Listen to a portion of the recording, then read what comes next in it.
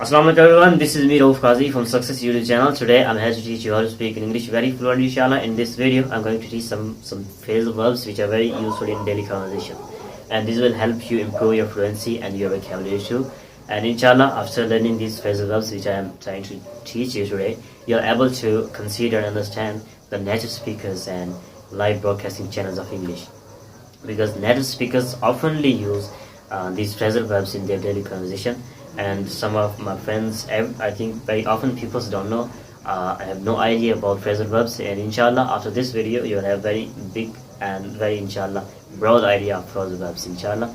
So stay with me till the last of the video, and my just request to everyone of our viewer on YouTube that please subscribe my YouTube channel and like this video if you think it deserves, and then comment about your feedback inshallah. Okay so let's start the video. तो आज की video में हम पढ़ने वाले हैं phrasal verbs के बारे में। फ्रेजल वर्ब्स क्या होती हैं और क्या इनका इस्तेमाल है। तो आप सबको सबसे पहले फ्रेजल वर्ब्स से मुतारफ़ करवाता हूँ। देखिए, फ्रेजल वर्ब्स ऐसी वर्ब्स हैं जो हम मुख्तलिफ सिचुएशंस में इस्तेमाल करते हैं। पैंडमिक सिचुएशन हो या सिर्फ पैंडमिक ही नहीं, मसलन हम जब बीमार होते हैं, इलनेस या हमारी हेल्थ की सिचुएशन को बयान करने के लिए कुछ अल्फाज इस्तेमाल करते हैं, कुछ यानी साइंस इस्तेमाल करते हैं, कुछ वर्ब्स ऐसे इस्तेमाल करते हैं जिनसे उनकी एक्सप्रेशन हो जाए मज़ीद अच्छे यानी एक्स्ट्राऑर्डिनरी तरीके से।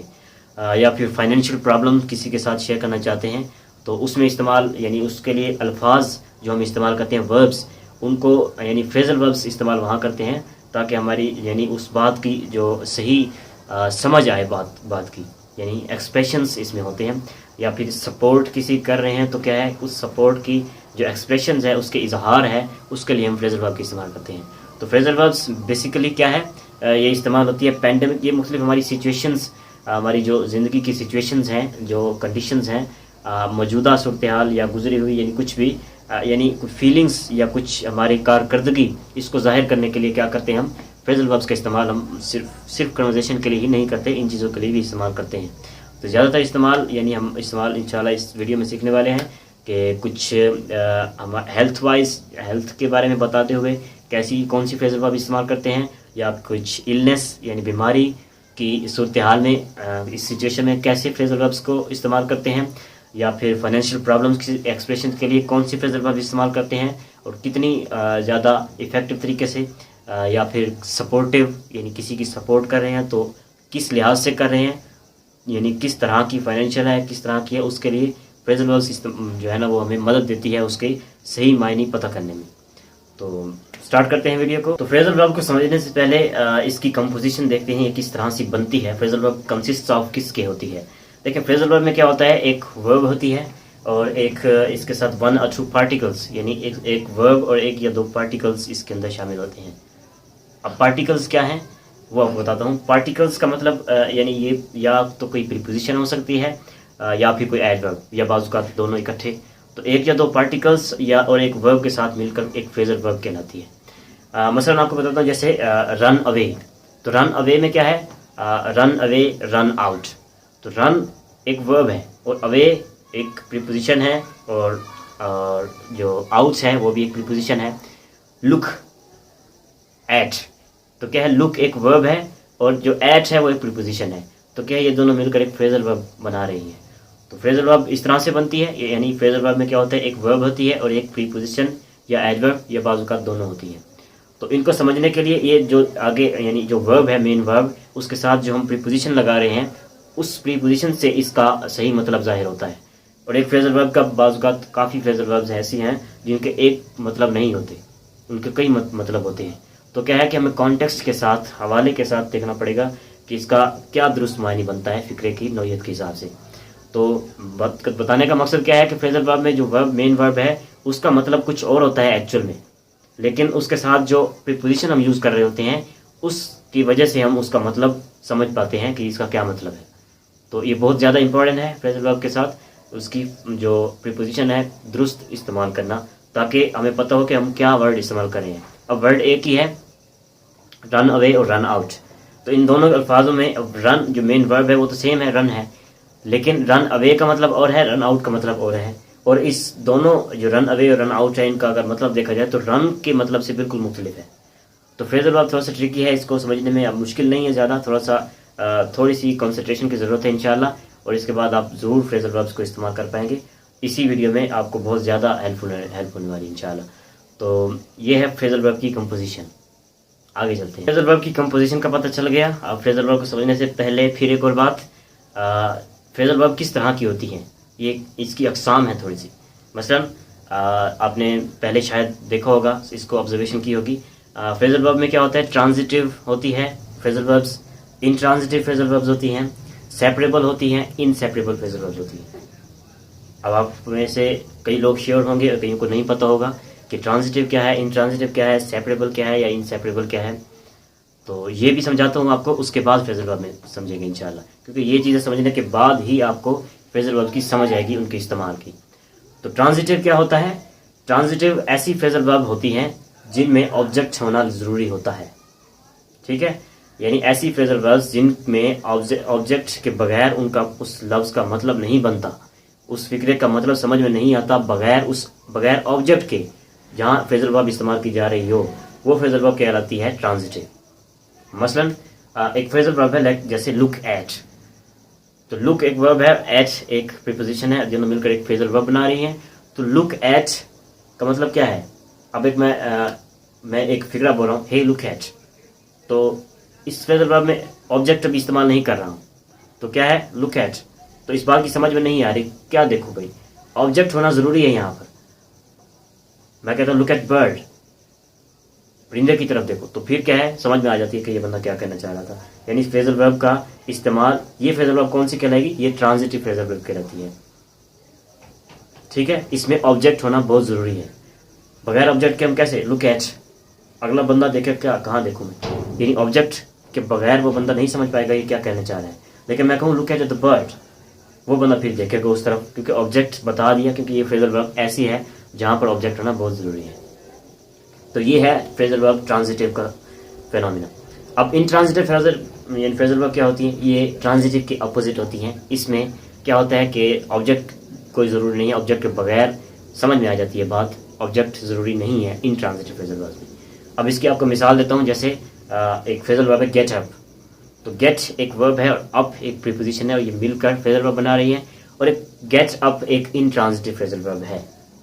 और इंट्रांजिटिव फ्रेजल वर्ब का क्या मतलब है, जिसमें ऑब्जेक्ट की कोई ज़रूरत नहीं होती। मसलन जैसे मैं कहता हूँ when did he get up, एक पूछ रहा हूँ सवाल किसी से, when did he get up, तो इसमें क्या है कि मैंने पूछा वो कब उठा, तो ये तो मैं नहीं कहा when did he get up from the bed. अब बेड ज़रूरी नहीं है, जाहिर है गेट अप का मतलब है उठना जागना, तो हर किसी को पता है सोकर उठा होगा बेड से, यानी इस तरह की चीज़ों से। तो क्या है कि get up intransitive phrasal verb है, और इंट्रांजिटिव फ्रेजल वर्ब में ऑब्जेक्ट होना ज़रूरी नहीं है। अब उठना, इसमें ऑब्जेक्ट की ज़रूरत है ही नहीं, कहाँ से उठता है बंदा, सोकर ही उठता है। तो ये तो यानी खुद सेंस में आ जाती है फ्रेजल वर्ब ऐसी, जो बगैर ऑब्जेक्ट के हमारी सेंस में आ जाए, ऐसी phrasal verb intransitive phrasal verb कहलाती है। तो ट्रांजिटिव इंट्रांजिटिव का पता चल गया। अब आपको बताऊँ ट्रांजिटिव, और उसके बाद अब आपको बताता हूँ सेपरेबल और इनसेपरेबल फ्रेजल वर्ब्स क्या होती हैं। अब सेपरेबल और इनसेपरेबल फ्रेजल वर्ब्स क्या होती हैं, इनको समझते हैं। सबसे पहले सेपरेबल देखते हैं। सेपरेबल फ्रेजल वर्ब्स क्या होती हैं।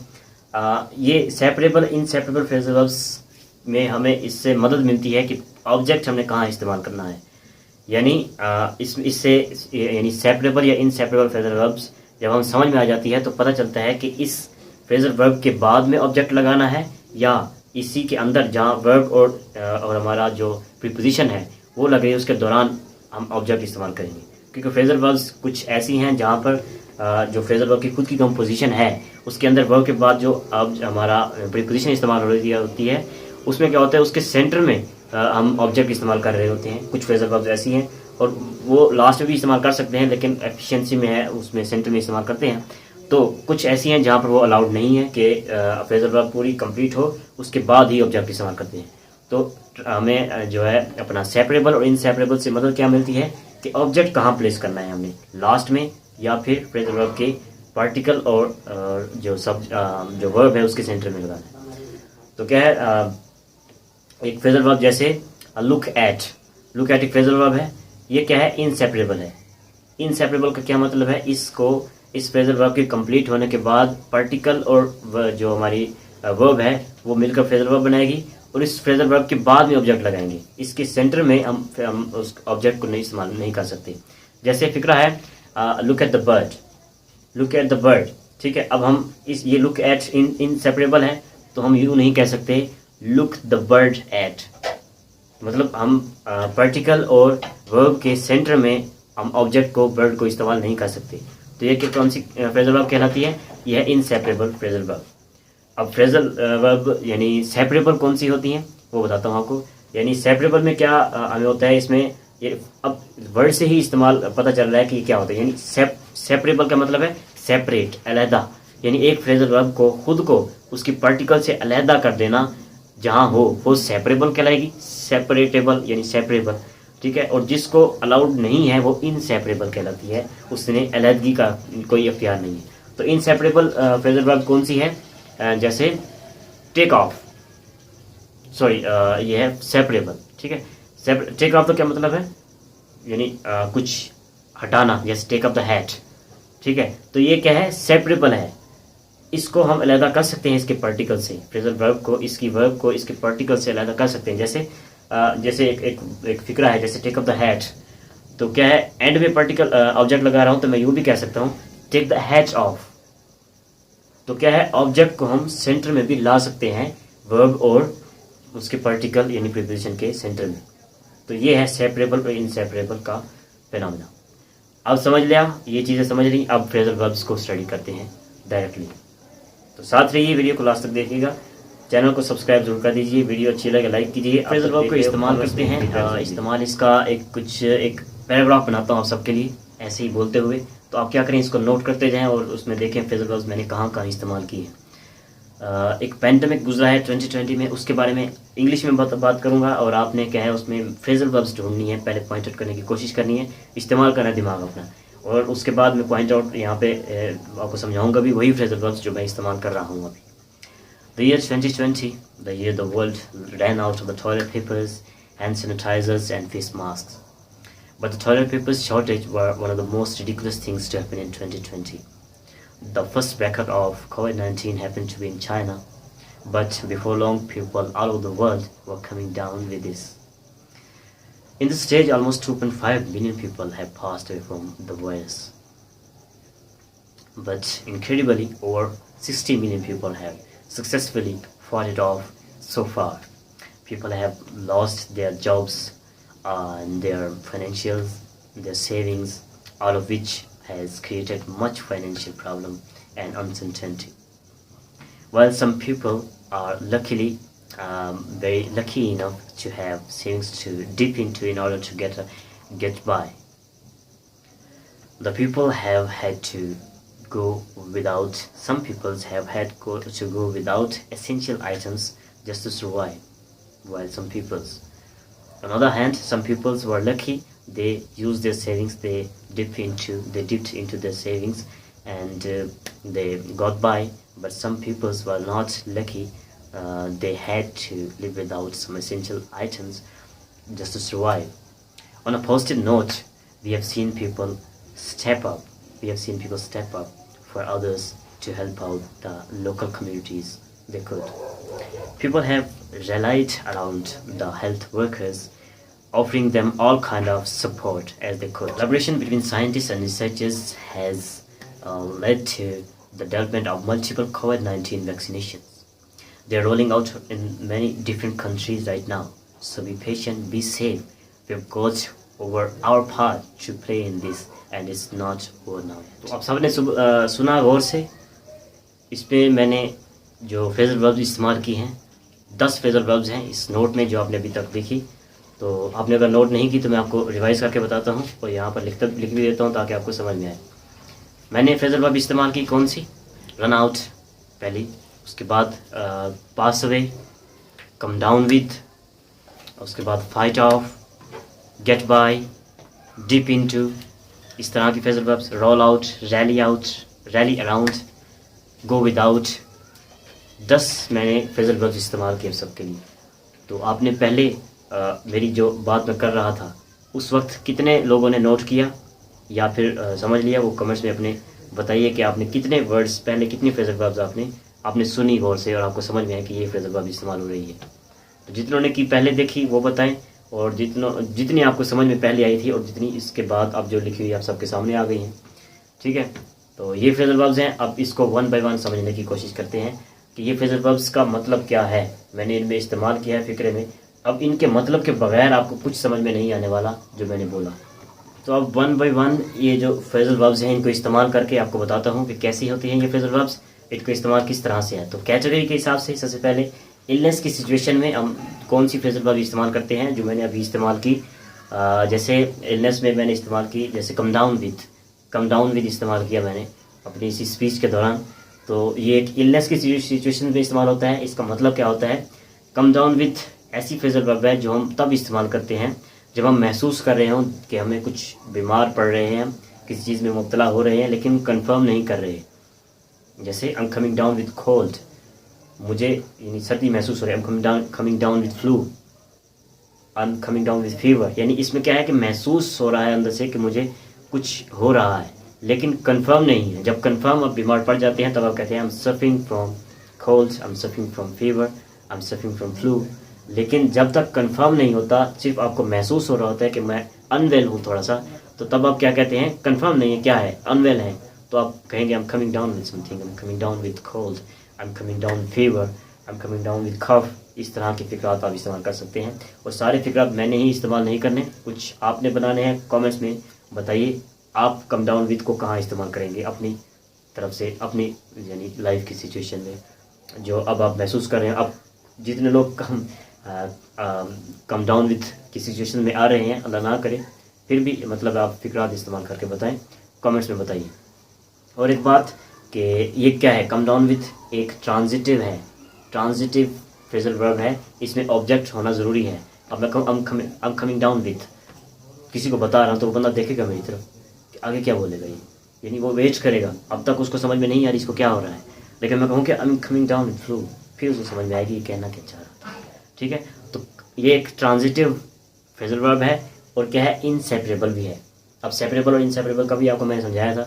इनसेपरेबल का क्या मतलब है, कम डाउन विद, इसको ऐसे ही रखना है, इसके सेंटर में ऑब्जेक्ट नहीं आएगा, ऑब्जेक्ट हमेशा इसकी लास्ट में इस्तेमाल करेंगे। यानी आई am coming down with cold, अब कोल्ड को सेंटर में कहीं नहीं ला जाएंगे। ठीक है, तो ये हो गया कम डाउन विद का, आपको समझ में आएगी। अब अगला फ्रेजल वर्ब देखते हैं। अभी इसी इलनेस की ही कैटेगरी में अगली फ्रेजल वर्ब मैंने इस्तेमाल की अभी अपनी स्पीच के दौरान, जब आप इंग्लिश में बात कर रहा था ताकि आप पॉइंट आउट करें। तो उसमें क्या था, एक वर्ड मैंने यूज़ किया, एक फ्रेजल वर्ब, जैसे फाइट ऑफ, ये मैंने यूज़ किया ना, आपने नोट किया शायद। फाइट ऑफ, फाइट ऑफ का क्या मतलब है, फाइट ऑफ का मतलब है जब आप यानी उभर रहे हो, यानी जिसको आप, इसका मतलब ये नहीं है कि फाइट ऑफ आप पंच कर रहे हो किसी को मार, नहीं, फाइट तो है लेकिन फाइट ऑफ साथ में लग रहा है, तो एक फ्रेजल वर्ब है। और इस ऑफ की वजह से ये फाइट वो वाली फाइट नहीं रही, ये आपका इम्यून सिस्टम काम कर रहा है आपकी बीमारी के खिलाफ, उसको हम फाइट ऑफ कर रहे हैं कि हमारे इम्यून सिस्टम ने इस बीमारी को ख़त्म कर दिया, इसको हरा दिया फाइट करके हमारे इम्यून सिस्टम ने, तो हम इस बीमारी से अब निकल आए हैं, तो ये फाइट ऑफ कर रहे हैं हम लोग। ठीक है, जैसे मैं कहता हूँ I have fought off the cold, मैं जैसे कहूँ I have fought off the fever. ठीक है, तो इस तरह के आप अब भी इस्तेमाल कर सकते हैं, जैसे she has fought off the cough, उसने खांसी को हरा दिया, मतलब वो खांसी से अब बाहर आ गई, वो पेशेंट मरीज़ मुब्तला अब नहीं है, मज़ीद वो मरीज़ नहीं है। तो फाइट ऑफ का क्या मतलब है, यानी किसी बीमारी से निकल आना, आपके इम्यून सिस्टम ने उस बीमारी को ख़त्म कर दिया, अब आप सेहत याब है तो आप क्या कर गए, आप उस बीमारी से फाइट ऑफ कर गए। ठीक है, तो फाइट ऑफ क्या है, ये है जनाब ट्रांजिटिव, ये भी ट्रांजिटिव है कि इसके लिए ऑब्जेक्ट होना ज़रूरी है। मैं कहूँ आई फॉट ऑफ विद, तो कहेगा अगले बंदे को बता रहा हूँ I have fought of with, तो बंदा देखेगा किससे इसने फाइट ऑफ किया, लेकिन यानी अब तक तो समझ में नहीं आ रही बात, लेकिन अगर मैं कहूँ कि I have fought of with the cold, तब आपको समझ में आएगी उसको कि ये बंदा क्या कहना चाह रहा था। या मैं कहूँ I have fought of with the fever, तो अब उसको समझ में आ गई मैं कहना क्या चाह रहा था। ठीक है, तो फाइट ऑफ की समझ में आ गई, ये क्या है, ट्रांजिटिव है, इसके बाद ऑब्जेक्ट होना बहुत ज़रूरी है, इसके बगैर ये इसकी समझ में नहीं आएगी इस फ्रेजल वर्ब की। उसके बाद ये क्या है जनाब, ये सेपरेबल है, ये इनसेपरेबल नहीं है, ये सेपरेबल है। सेपरेबल का मतलब है इसमें अलहदगी हो सकती है, फाइट और ऑफ के दौरान भी हम ऑब्जेक्ट लगा सकते हैं, जैसे I have fought the cold of, कर सकते हैं ऐसे, यानी इसमें ऑब्जेक्ट हमारी फ्रेजल वर्ब के पार्टिकल और उसकी वर्ब के दौरान लगा सकते हैं। ये क्या है, सेपरेबल है और इंट्रांजिटिव फ्रेजल वर्ब है। ठीक है, इसके बाद अगली फ्रेजल वर्ब भी इसी कैटेगरी में जैसे मैंने इस्तेमाल की अभी, वो कौन सी है, इलनेस में मैंने कहा पास अवे। पास अवे ये भी बीमारी के अंदर आ जाती है ना, बंदा बीमार होकर भी मर जाता है। अब पास अवे का क्या मतलब है? पास अवे का मतलब कोई बंदा गुजर गया ज़िंदगी से, इस दुनिया से, मतलब फौत हो गया, वफात पा गया। अब मतलब ये पास अवे का इस्तेमाल क्यों हम करते हैं? डाइट तो भी कह सकते हैं, लेकिन डेथ यानी मैं ये नहीं कहूँगा कोई बंदा फौत हो जाए हमारे, अल्लाह ना करे, किसी दोस्त अहबाब के घर या कोई भी, तो हम ये नहीं कहूँगे ही डाइट ना। वो क्या है, थोड़ा सा शाइस्तगी से आउट है, वो थोड़ा सा रूड है, मतलब ऐसे। लेकिन एक अगर हम किसी इज़्ज़त के साथ या पोलाइट वे, नरमी के साथ, बड़ी शाइस्तगी से हम कहना चाहते हैं किसी की वफात के बारे में, तो कहेंगे he has passed away, he has passed away, वो वफात पा गए। यानी एक यानी ऐसा वर्ड है पास अवे जो किसी की मौत पर इस्तेमाल होता है, लेकिन बहुत ही पोलाइट वे में। हम यानी अगर कोई किसी का बड़ा फौत हो जाए तो वो बंदा डायरेक्टली किसी को बताते ये नहीं कहेगा माय ग्रैंडफादर डाइड, नहीं, वो डाइड नहीं इस्तेमाल करेगा, वो कहेगा ही हैज़ पास्ड अवे, क्योंकि वो उसको इज्जत करता है। ठीक है, तो क्या है पास अवे। अब पास अवे क्या है जी जनाब, ये भी ट्रांजिटिव है, बल्कि ये इंट्रांजिटिव है। इंट्रांजिटिव कैसे है कि पास अवे के बाद तो हम ये नहीं लगाना चाहते कि दुनिया से पास अवे हो गया, he has passed away from the world, ऐसे तो कोई नहीं कहता नॉर्मली। वो बंदे से भी पास्ट अवे का मतलब ये सेंस में आ जाती है बात कि भाई ये बंदा वफात पा गया है। अब कहाँ से वफात पा गया है ये बात ज़रूरी नहीं है, यहाँ ऑब्जेक्ट इस्तेमाल करना बहुत ज़रूरी नहीं है। तो ये क्या है, इनट्रांजिटिव है। और उसके बाद ये क्या है, इनसेपरेबल भी है, इसके अंदर सेपरेशन भी नहीं कर सकते। जैसे हम ये नहीं कर सकते his grandmother, sorry Alice's grandmother has passed away, हम ऐसे कहते हैं, लेकिन इसके सेंटर में ऑब्जेक्ट कैसे नहीं आ सकता। टुडे पास्ट अलीस ग्रैंड मदर नहीं हो सकता, क्योंकि ये इंट्रांजिटिव है और इनसेपरेबल है। ठीक हो गया, इसके लिए ऑब्जेक्ट की ज़रूरत नहीं है और इसके अंदर सेंटर में ऑब्जेक्ट नहीं आ सकता। ओके, इलनेस की कैटेगरी में हमने ये 3 अब तक पढ़े। अब अगली कैटेगरी कौन सी है, फाइनेंशियल कैटेगरी में कुछ फ्रेजल वर्ब इस्तेमाल करते हैं, जो मैंने अभी इस्तेमाल भी किए, आप नोट आउट भी किए होंगे, तो वो मैंने आपको दिखा भी दी। अब वो इस्तेमाल करने की कोशिश करते हैं, बताता हूँ वो क्या क्या इस्तेमाल होते हैं। जैसे एक फ्रेजल वर्ब इस्तेमाल की मैंने, डिप इनटू किया ना आपने, जो मैंने अभी स्पीच की आप सबके सामने, उसमें डिप इनटू इस्तेमाल किया वर्ड। अब डिप इनटू का इसका मतलब क्या है, ये एक फ्रेजल वर्ब है, ठीक है, और इसका मतलब होता है डिप इनटू, इसका मैं आपको मतलब समझाता हूँ। ये होता है यानी कुछ खर्च करना। डिप इनटू का क्या मतलब होता है, कुछ खर्च करना, लेकिन ये वो स्पेंड वाला खर्च करना नहीं होता, ये है कुछ सेविंग्स हम खर्च करना चाहते हैं। यानी डिप इनटू ऐसी अखराजात कहलाते हैं जो चीज़ हम खर्च यानी जो चीज़ हमने रखी हुई थी सेविंग्स के लिए, लेकिन किसी मजबूरी के तहत हमें वो इस्तेमाल कर रहे हैं। जैसे पेंडेमिक 2020 में जिन लोगों के पास सेविंग्स थी, अगला कुछ मकसद कुछ और था उस सेविंग को इस्तेमाल करने का, लेकिन क्या है कि मजबूरी थी, अब सोर्सेज भी नहीं थे, एक बहुत ख़तरनाक दौर गुजर रहा था, तो लोगों ने क्या किया, अपनी सेविंग्स को खर्च किया और ज़िंदा रह गेट बाई किया। तो क्या है कि डिप इनटू का मतलब ये है कि आप वो सेविंग्स इस्तेमाल करते हैं, खर्च करते हैं, इस मतलब खर्च करना ही है, लेकिन कैसी खर्च करना है कि हमारी जो सेविंग्स है जो हमने रखी थी किसी और काम के लिए, लेकिन इस्तेमाल कर रहे हैं किसी मजबूरी के तहत उसको किसी और काम के लिए, तो वो हम डिप इनटू करते हैं। जैसे his mother dipped into her savings for their home renovation, या जैसे her grandmother dipped into her savings for his fee, तो जैसे for her fee, सॉरी मैंने her इस्तेमाल किया पहले।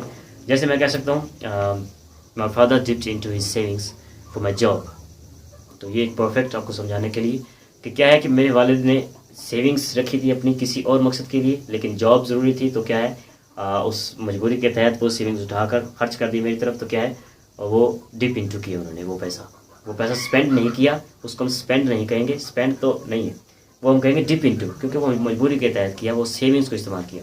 और दूसरी बात ये क्या है, ये जनाब इनसेपरेबल है, ये इनसेपरेबल है, इसके अंदर कोई सेपरेशन नहीं की जा सकती, ये फ्रेजल वर्ब। और ये क्या है, ट्रांजिटिव है। ट्रांजिटिव का क्या मतलब है, यानी इसके अंदर ऑब्जेक्ट होना बहुत ज़रूरी है, ऑब्जेक्ट होना बहुत ज़रूरी है। यानी डिप्ट इनटू द सेविंग, इसको भी ऑब्जेक्ट तौर पर ले सकते हैं, या फिर जॉब, यानी कोई मजबूरी भी ज़रूरी है इसमें ज़ाहिर होना कि कहाँ, यानी आखिर जो सेविंग्स थी इस्तेमाल जो की, तो बंदा ये तो ज़ाहिर हो, बंदा जानना चाहता है कहाँ इस्तेमाल की, एक चीज़ है। तो क्या है, ये क्या है, ट्रांजिटिव है, इसके अंदर ऑब्जेक्ट होना बहुत ज़रूरी है। और दूसरी बात कि जहाँ भी डिप इनटू इस्तेमाल होगा तो उसके बाद एक ऐसी चीज़ इस्तेमाल होगी जैसे सेविंग। सेविंग यानी सम ऑफ मनी, यानी डिप इनटू हमेशा वो खर्च है जिसमें सम ऑफ मनी होगा, कुछ चीज़ का इकट्ठ होगा, हमारी सेविंग्स होगी, यानी सेविंग्स का इस्तेमाल होगा वहाँ पे जो हम खर्च कर रहे हैं, वो डिप इनटू वहाँ इस्तेमाल होगा। यानी डिप इनटू जहाँ भी इस्तेमाल हो रहा होगा उसके अंदर सेविंग्स का इस्तेमाल, सेविंग्स का जिक्र ज़रूर होगा, क्योंकि हम सेविंग्स ही इस्तेमाल करते हैं जब मजबूरन, तभी हम डिप इनटू इस्तेमाल लफ्ज़ यूज़ करते हैं फ्रेजल वर्ब। तो क्या है, ये ट्रांजिटिव है और इनसेपरेबल है डिप इनटू, ये फाइनेंशियल कैटेगरी। और फाइनेंशियल कैटेगरी में एक और फ्रेजल वर्ब है जैसे गेट बाय।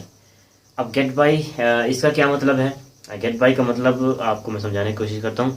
देखिए, अब देखे जाए तो गेट का मतलब अलग है, मतलब एक और है, लेकिन गेट के साथ बाय लग गया तो एक फ्रेजल वर्ब बन गई, तो इसका मतलब पूरा का पूरा चेंज हो गया। तो गेट बाय का मतलब है यानी गुजारा कर लेना थोड़ी मिकदार में, यानी हमारा खर्चा है ज़्यादा, तो लेकिन मजबूरी तौर पर किसी मजबूरी के तहत उतना खर्चा नहीं है घर चलाने के लिए, तो क्या है कि वो जो थोड़ी मिकदार मौजूद है उसके साथ गुजारा कर लेने को गेट बाय कहते हैं। जैसे पैंडेमिक में कोविड-19 का दौर चला 2020 में, बहुत ज़्यादा दुनिया परेशान हुई, तो क्या था कि लोगों के पास जो रिसोर्सेज थे बहुत कम हो गए। जितना खर्चा एक, यानी खर्चा कह लें, गुजारा कह लें, यानी जितनी तवक्कुआत, जितनी रिक्वायरमेंट पहले थी लोगों की, उस हिसाब से तो बहुत कम वही मैसर था, लेकिन लोगों ने, चंद लोगों की मैंने उसमें गेट बाय किया, उन्होंने उसके साथ गुजारा किया। एक फिक्रा बनाता हूँ, जैसे मतलब I have no money to fulfil my all requirements but I can get by with this small amount of money. तो क्या है, मैं क्या कह रहा हूँ कि मेरे पास इतना पैसा नहीं है कि अपनी पूरी रिक्वायरमेंट करूँ, लेकिन क्या है, पूरी तवक्कुआत करूँ, लेकिन इस छोटी सी मिकदार जो मेरे पास मैसर है इसके साथ भी मैं गुजारा चला सकता हूँ, क्योंकि मजबूरी है अभी। तो इसको कहते हैं गेट बाय। तो ये क्या है, गेट बाय ट्रांजिटिव है, इंट्रांजिटिव है, और ये इनसेपरेबल है। गेट बाय के दौरान ऑब्जेक्ट नहीं लगेगा, ऑब्जेक्ट हमेशा बाय के बाद, यानी इस पूरी फ्रेजल वर्ब के लास्ट में आएगा ऑब्जेक्ट। ओके, इसी फाइनेंशियल जो कैटेगरी है इसमें एक और वर्ड है, इसके जो अपोजिट हम कह सकते हैं, इसी कैटेगरी में एक और फ्रेजल वर्ब है फाइनेंशियल कैटेगरी में, जिसे कहते हैं गो विदाउट। अब गो विदाउट क्या है, गेट बाय था, ये उसका थोड़ा सा मुखालिफ है। देखिए, गेट बाय था क्या, जो मैसर है उसके साथ गुजारा कर लेना। गो विदाउट क्या है, किसी चीज़ के बगैर आपको रहना पड़ा है। अब कोविड-19 के जो ज़्यादा पैंडमिक सूरत हाल में, बहुत ज़्यादा ख़तरनाक सूरत हाल में क्या था कि चंद लोगों के पास थोड़ा रिसोर्सेज था, उन्होंने गेट बाय कर लिया। कुछ लोग ऐसे थे जिनकी रिक्वायरमेंट थी कुछ, यानी जो चीज़ चाहिए थी उनको बहुत ज़रूरी, तो क्या है, वो भी मौजूद नहीं थी, और ना ही आगे करने का भी कुछ उनका मतलब उनके पास चांस था। तो क्या किया, उन्होंने गो विदाउट किया, उन्होंने उसके मतलब बग़ैर उस दौर को जिया, यानी किसी चीज़ के बग़ैर जो ज़रूरी आइटम्स होते हैं ज़िंदगी के, उसके बग़ैर उसने कुछ, यानी उसने गुजारा वो दौर। तो वो क्या, उसने गो विदाउट किया। जैसे I needed many money to buy some parts from a shop, but I went without everything because of no resource। तो हम कह सकते हैं, मतलब इस तरह का फिक्रा बना रहा हूँ, जैसे हाँ, जैसे एक और फिक्रा अपने जहन में है, बहुत अच्छा है आप सबके लिए। जैसे I need more money to buy a bike for my convenience to go my job, but I can go without this bike. I can choose bus, like the public transport for my job। तो मैं क्या कह रहा हूँ कि मेरे पास bike ज़रूरी है मेरी जॉब पर जाने के लिए। I need the bike to go to my shop, my job, but I can go without the bike. I can just go without the bike and I can choose public transport for my job। मैं कह रहा हूँ कि मेरे पास bike होनी चाहिए थी मेरी जॉब की, यानी जॉब करने के लिए, लेकिन क्या है कि मैं इसके बगैर भी गुजारा कर सकता हूँ पब्लिक ट्रांसपोर्ट को चूज़ करके। तो इस कहते हैं गो विदाउट, यानी किसी ज़रूरी आइटम का जो होना चाहिए, लेकिन हम कहते हैं कि नहीं है, नो प्रॉब्लम, तो मतलब एक चीज़ नहीं है, तो उसकी मजबूरी के तहत हम कहते हैं इसको गो विदाउट कर रहे हैं, इसकी बगैर ही हमें अब गुजारा करने पड़ेगा। तो ये है गो विदाउट फाइनेंशियल कैटेगरी। तो गो विदाउट एक ऐसी फ्रेजल वर्ब है जो ट्रांजिटिव है, इसके लिए ऑब्जेक्ट ज़रूरी है और ये इनसेपरेबल है। ठीक है, अगली जो कैटेगरी है हमारी वो है जनाब सपोर्ट की, सपोर्ट, टू सपोर्ट समवन। तो क्या है, सपोर्ट के लिए आपके जहन में कोई आती है कोई फ्रेजल वर्ब? ज़रूर इस्तेमाल की है हमने, जी हाँ, जैसे स्टेप अप। स्टेप अप अभी इस्तेमाल की है ना, जब पहले मैं एक पैराग्राफ बनाया आप सबके लिए, बोला, आपने नोट किया शायद, तो स्टेप अप मैंने इस्तेमाल किया वहाँ पर। तो स्टेप अप क्या है, ये भी फ्रेजल वर्ब है। अब स्टेप का मतलब कुछ और है, लेकिन अब साथ में लग गया तो स्टेप अप, अभी इसका मतलब और हो गया, एक फ्रेजल वर्ब है। तो स्टेप अप का मतलब क्या होता है, टू इम्प्रूव योर सेल्फ, अपने आप को यानी स्टेप अप करो, इम्प्रूव करो, या यानी स्टेप अप का जो मेन मकसद कॉन्टेक्स्ट के लिहाज से हम बताऊं तो क्या है कि come forward to help someone, किसी की मदद के लिए आगे बढ़ना, इसको स्टेप अप कहते हैं। जैसे during the covid people stepped up for the help of other local communities। क्या है कि कोविड-19 की वजह से कुछ लोग स्टेप अप किए, उन्होंने कम फॉरवर्ड किया, हेल्प की, जो मतलब उनकी कम्युनिटी के लोग थे जिनको हेल्प की ज़रूरत थी। तो क्या है, ये फॉर्चुनेटली ऐसा हुआ भी हमारे कोविड में, जो सीज़न जो पिछला 2020 गुजरा, बड़ा ख़तरनाक। तो इस दौरान क्या किया, लोगों ने स्टेप अप किया और कम्युनिटीज़ की अपने जो जितनी वो कर सकते थे उतनी हेल्प की उन्होंने। तो क्या किया, उन्होंने स्टेप अप किया। तो ये क्या हो गया, इसको हम कह रहे हैं इनसेपरेबल।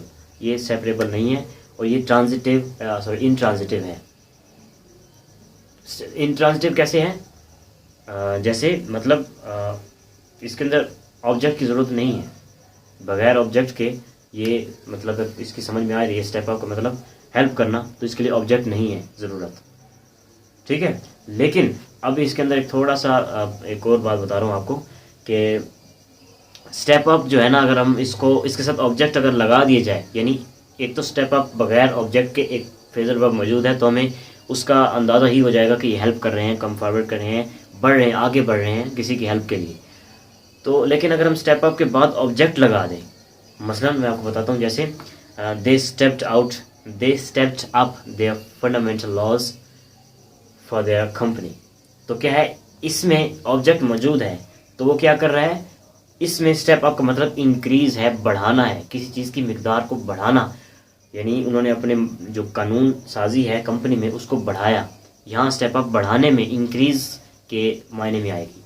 तो ये आपको बताया था कि चंद फ्रेजल वर्ब्स ऐसे हैं जिनके मायने ज़्यादा हो सकते हैं, तो ये उन्हीं में से एक है कि अगर इसको स्टेप अप हम बगैर ऑब्जेक्ट के इस्तेमाल कर रहे हैं तो ये हेल्प आउट कर रहे हैं किसी की, लेकिन जब इसके साथ ऑब्जेक्ट लगा रहे हैं तो ये क्या है, इंक्रीज के मायने में इसको गिना जाएगा। ठीक है, तो स्टेप अप आपको याद रहेगा।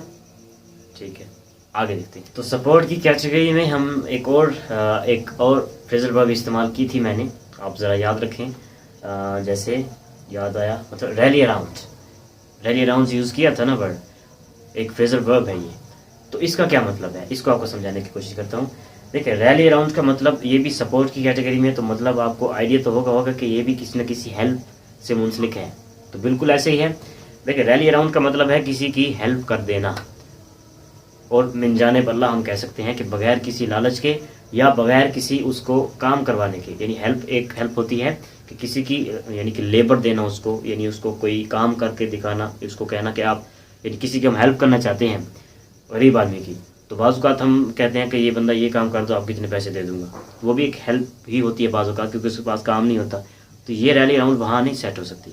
रैली अराउंड वहाँ होती है जहाँ हम फी सबीलिल्लाह जैसे कहते हैं कि जिससे मतलब हम किसी अपने हमसाये की हेल्प कर रहे हैं किसी मुश्किल वक्त में, और बगैर किसी लालच के या बगैर किसी काम के ऐसे ही हेल्प कर रहे हैं, तो वो क्या करेगी, रैली अराउंड कहलाएगी।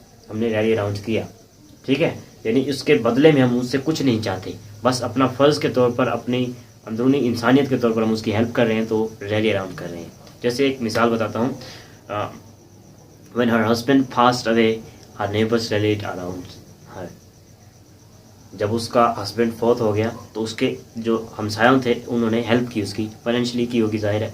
तो क्या है कि उसका हस्बैंड फौत हुआ, जो उसके हमसाये थे उन्होंने उसकी मदद की, तो वो बगैर किसी लालच के की, क्योंकि वो हमसाये थे, या फिर वो शो करना चाहते थे कि हम भी हैं यहाँ पे आपकी हेल्प के लिए। तो मतलब बगैर किसी लालच के, बगैर किसी बदले के कि हमें बदले में ये चाहिए वो चाहिए, नहीं, इसको कहते हैं रैली अराउंड। ठीक है, ऐसा काम, ऐसी भलाई, ऐसी हेल्प जिसके बदले आप कुछ नहीं चाहते, वो रैली अराउंड में कहलाएगी।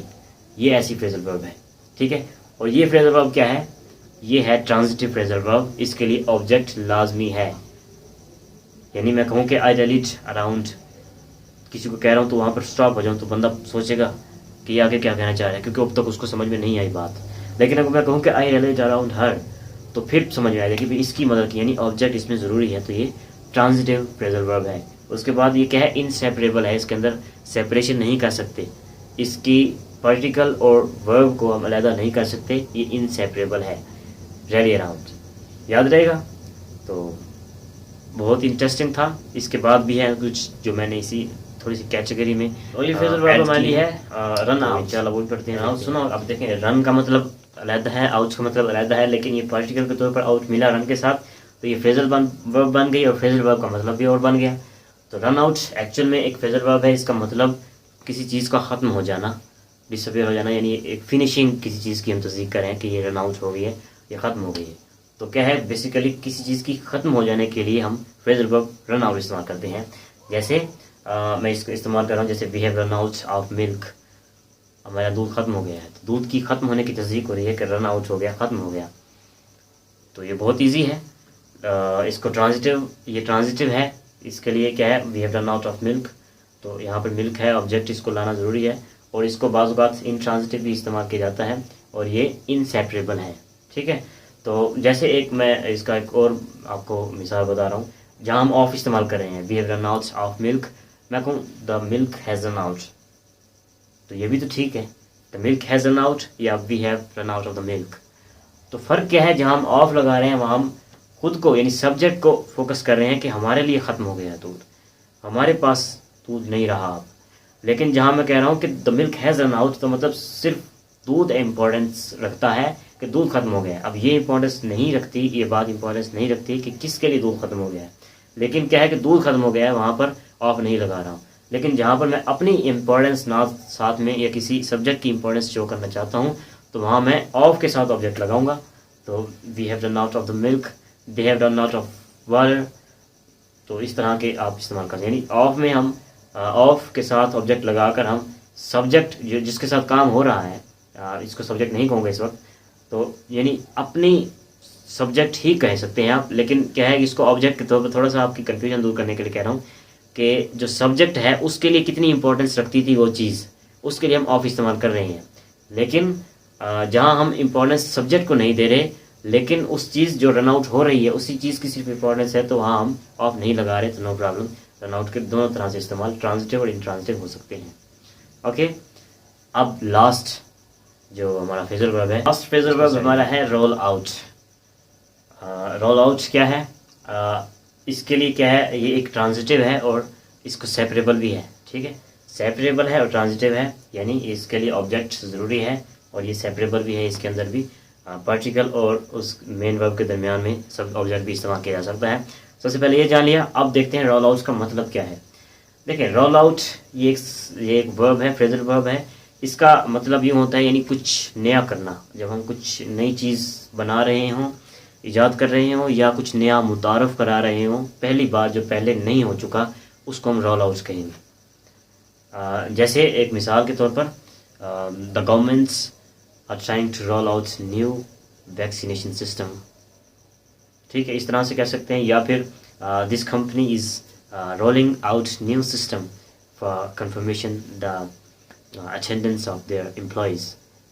इस तरह की, यानी कुछ नया मुतारफ़ करा रहे हैं हम, तो क्या है, रोल आउट इसलिए इस्तेमाल होगा। यानी रोल आउट कुछ नया, ये वर्ड भी नया है आप सबके लिए, मेरा ख्याल है सबके लिए तो नहीं, कुछ लोगों के लिए नया होगा। तो ये थोड़ा सा मतलब है, मुश्किल नहीं है जानने के लिए कि रोल आउट का मतलब नया कुछ मुतारफ़ कराना जो पहले नहीं हुआ। और एक इम्पॉर्टेंट बात क्या है कि रोल आउट में कुछ ऐसा नया होता है, यानी कुछ ऐसी चीज़ नई मुतारफ़ कराई जा रही है जो एक पीरियड ऑफ टाइम से चलती आ रही है, या कुछ चल रहा है अभी ने, ये भी है कि अभी कंप्लीट नहीं हुआ, मुतारफ़ नहीं किया अभी तक, लेकिन करवा रहे हैं, कोशिश में हैं, कर रहे हैं, कुछ नया कर रहे हैं। ठीक है, कुछ नई इंट्रोडक्शन करवा रहे हैं तो क्या है वो एक पीरियड ऑफ टाइम से यानी चल रहा है। जैसे the governments are trying to roll out new vaccine for कोविड-19, तो कोविड-19 के लिए नई वैक्सीन मुतारफ़ कराई जा रही है। तो ये नई चीज़ है, लेकिन क्या है कि एक पीरियड ऑफ टाइम है, एक साल पूरा लग गया अभी तक नहीं हुई मिसाल है। तो क्या है कि ये एक पीरियड एक ये रोल आउट ऐसी नई चीज़ का मुतारफ़ होगा जहाँ कुछ पीरियड ऑफ टाइम होगा। ये इंस्टेंट नहीं कह सकते हम कि we roll out new vaccine today, मतलब है एक ही दिन में हमने कुछ नया दिखा दिया, तो ऐसा नहीं हो सकता। रोल आउट में ऐसी चीज़ नई मुतारफ़ होती है जो पहले नहीं की गई हो और वो एक पीरियड ऑफ टाइम से हो। तो होप करता हूँ आपको समझ आई होगी। ये 10 फ्रेजल वर्ब्स आपके लिए मैंने स्टडी की आप सबके साथ। उम्मीद करता हूँ आप सबको समझ आई होगी, और किसी फ्रेजल वर्ब की इस दौरान समझ में नहीं आई तो आपने कमेंट्स में ज़रूर बताना है। इंशाल्लाह मैं मज़ीद अच्छे से आपको रिस्पॉन्स दूंगा कमेंट्स में भी, और अगर ज़रूरी हुआ तो वीडियो भी दोबारा बनाऊंगा अगर आप कहेंगे तो ज़रूरी बात क्या है कि आप कॉन्सेंट्रेट करें। एक बार समझ में नहीं आई वीडियो को थोड़ा सा बैक में जाके दोबारा देखें, फिर नहीं समझ आई कमेंट्स में सवाल कीजिए, ठीक है। तो इंशाल्लाह मैं आप सबको रिस्पॉन्स दूंगा। और वीडियो एंड हो गई, जाते जुते आपसे थोड़ी सी रिक्वेस्ट करता हूँ कि इस चैनल सक्सेस को सब्सक्राइब कर दीजिए। ये वीडियो आपको अच्छी लगी हो तो इसको लाइक कर दीजिए, और कमेंट्स तो करने ही हैं। उसके बाद अपना शेयर करना है आपने वीडियो को थ्रू व्हाट्सअप, फेसबुक और सोशल मीडिया पर आपने इसको शेयर कर देना है, इंस्टाग्राम वगैरह पर, ताकि इस चैनल की रीच बढ़े। और जब रीच बढ़ेगी तो ज़्यादा लोगों तक पहुँचेगी, और ज़्यादा लोगों तक पहुँचेगी तो ज़्यादा का फ़ायदा होगा, और ज़्यादा का फ़ायदा होगा तो हमारा भी फ़ायदा होगा, ठीक है। तो आप सबकी जो है ना, I will be very thankful to everyone if we just subscribe and likes and comments and shares the video, he or she. Okay, so bye for now. Allah Hafiz, stay blessed.